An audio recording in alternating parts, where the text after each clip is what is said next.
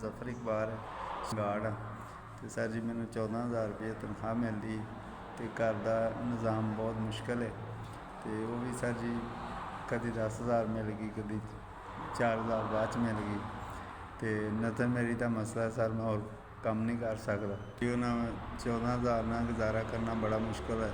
ਬਿਜਲੀ ਦਾ ਬਿੱਲ ਹੀ ਇੰਨਾ ਕੁ ਆ ਜਾਂਦਾ ਅਤੇ ਉਹ ਬੱਚਿਆਂ ਦਾ ਵੀ ਨਿਜ਼ਾਮ ਨਹੀਂ ਚੱਲਦਾ, ਨਾ ਘਰ ਦਾ ਕੋਈ ਰਾਸ਼ਨ ਪਾਣੀ ਸਹੀ ਤਰ੍ਹਾਂ ਆ ਰਿਹਾ, ਕਿਸ਼ਤਾਂ ਨਾਲ ਸਾਡੀ ਬਸ ਤਨਖਾਹ ਮਿਲਦੀ ਹੈ, ਨਿਜ਼ਾਮ ਨਹੀਂ, ਬੇਟੀਆਂ ਨੇ ਮੇਰੀਆਂ ਅਤੇ ਬੇਟਾ ਨਹੀਂ ਹੈ ਅਤੇ ਬਸ ਸਿਸਟਮ ਬਹੁਤ ਖਰਾਬ ਹੈ। ਯਾਨੀ ਕਿ ਚੀਨੀ ਘਿਓ ਪੱਤੀ ਲਵਾਂ ਅਤੇ ਦੂਸਰੇ ਨਿਜ਼ਾਮ ਨਹੀਂ ਚੱਲਦੇ, ਬੱਚਿਆਂ ਦੇ ਸਕੂਲ ਦੀਆਂ ਵੀ ਯਾਨੀ ਕਿ ਸਰ ਜੀ ਪੜ੍ਹਦੇ ਗੌਰਮੈਂਟ 'ਚ ਹੀ ਹੈ, ਲੇਕਿਨ ਫਿਰ ਵੀ ਕੋਈ ਜਾਣ ਲੱਗਿਆ ਕੋਈ 10-20 ਦੇਣੇ ਪੈਂਦੇ ਨੇ, ਲੇਕਿਨ ਸਰ ਜੀ ਨਹੀਂ ਗੁਜ਼ਾਰਾ ਹੁੰਦਾ ਅਤੇ ਅੱਖਾਂ ਦਾ ਮੇਰੀਆਂ ਦਾ ਮਸਲਾ, ਮੈਂ ਹੋਰ ਕੁਛ ਕਰ ਨਹੀਂ ਸਕਦਾ ਅਤੇ ਲਿਹਾਜ਼ਾ ਰਿਕੁਐਸਟ ਹੈਗੀ, ਮਿਹਰਬਾਨੀ ਹੈ ਅਤੇ ਤੁਸੀਂ ਨਜ਼ਰ-ਏ-ਸਾਨੀ ਕਰੋ ਸਰ।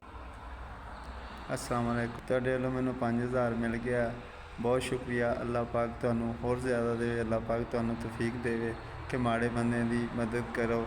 ਅੱਲਾਹ ਪਾਕ ਨੇ ਤੁਹਾਨੂੰ ਆਪਣੇ ਖਜ਼ਾਨੇ 'ਚੋਂ ਦਿੱਤਾ, ਤੁਸੀਂ ਅੱਲਾਹ ਪਾਕ ਦੇ ਰਾਹ 'ਤੇ ਜਿਹੜਾ ਨਾ ਗਰੀਬ ਬੰਦਿਆਂ ਦੀ ਮਦਦ ਕਰਦੇ ਹੋ।